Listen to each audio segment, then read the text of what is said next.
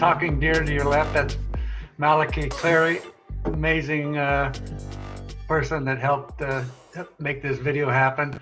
Collections to the left that I use in my early photography in 1980s.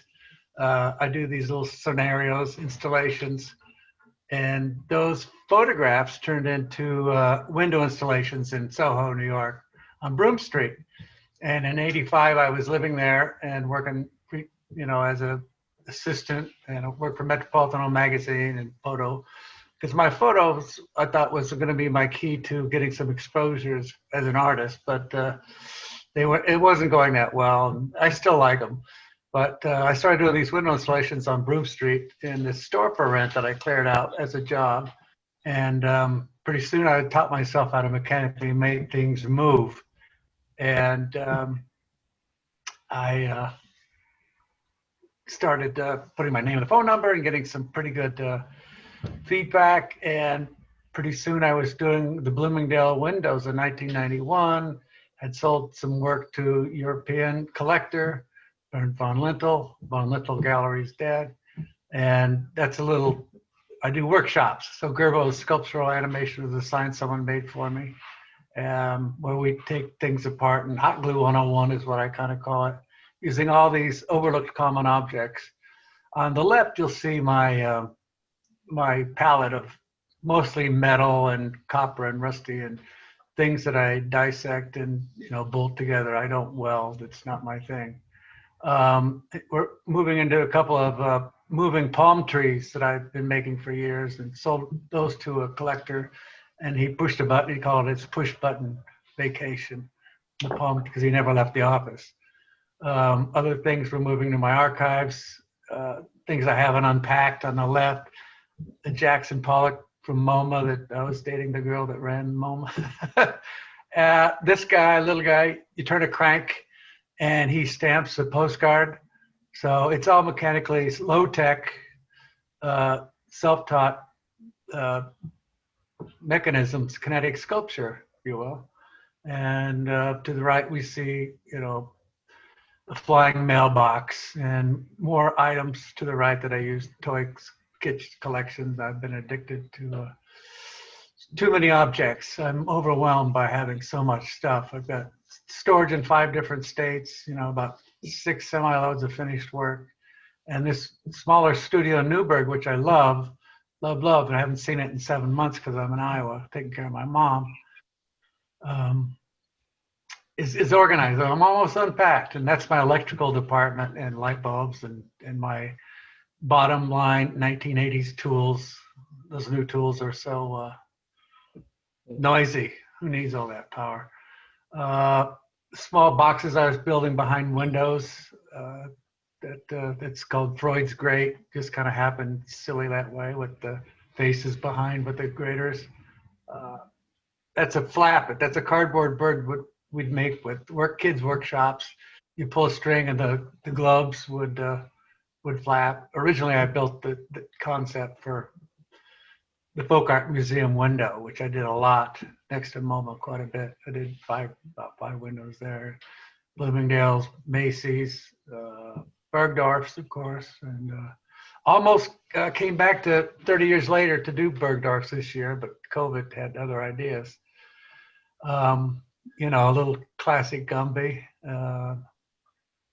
And unfortunately, COVID also, I was supposed to have a show in San Diego in 2,500 square feet, which is medium to small for my traveling shows, but it got canceled in April, so no travel money for me. More objects that I like, collect quirky stuff in multiple. Sorry, Steve, how much time do you spend collecting? Too much. It's used to be part of the joy is driving around, in the truck, the tag sales, garage sales. I just love invading people's private collections and being able to buy something for nothing and reinventing it and using, those are solar powered things. And that's a new piece I built last year. I was pretty happy with. Homage to like car chrome logos, and it's got a serpentine belt that rotates and oil cans. It's all symmetry and asymmetry combined. So Oh yeah, these are small reindeer, flying reindeer that I made a couple of years ago, based on the life-size 25-foot installation at Bloomingdale's, which I almost got resurrected, like I say, but poor me. Yeah, going alongside the studio, hand crank meat chopper to the right, 100 years old. The Bowerbird collection. It's all pretty organized, and like I said, I've been there 7 months, and I really miss it. But I'm making a few things in Iowa now. I'm doing a political sign out in the front, which says, of course, Biden and Harris, and it gets about 30,000 cars a day driving by the busiest street in Iowa. It's hideous suburbs, but. Well, I think we want to see that too. Okay. Follow me on Gerbography on Instagram. That's where you can see him. His name's Jordy. So I know we're out of time, but thank you so much. You guys did a great job, and I appreciate you and Newburgh, and I miss all my friends. Oh, Steve, what is the advantage of being low tech? Because you can't keep up with high tech, I think. I mean, this is my first Zoom thing, and I think it's easier to understand. If you can see how something works that I've built, lesson learned. Simple machines, moving ideas. That's all I care about. In nostalgic, homage to these objects were made for a purpose. And although I do love plastic fruit. Were you always an artist? You seem like, as a collector, you seem like the kind of person. You always, as a little kid, your first interest in art as a child? No, my brother was the artist in the family, and I was his assistant. So I followed his steps going to college and taking art classes, and I was going to be a geologist, but I wasn't smart enough to be a geologist, and the artist was having all the fun. So I started taking art classes, and kind of, the Gerberichs are, I must say, they've got a pretty nice generation of great-great-grandfather conducted the first orchestra in Iowa, and my dad's a pretty good Sunday painter, and so it kind of runs in the whatever veins. That's whatever's left. But yeah, I like what I do as long as I can do it. What brought you to the Newburgh area in Orange County? My question, right? Yeah, I'm asking you first, since you're the one. Yeah.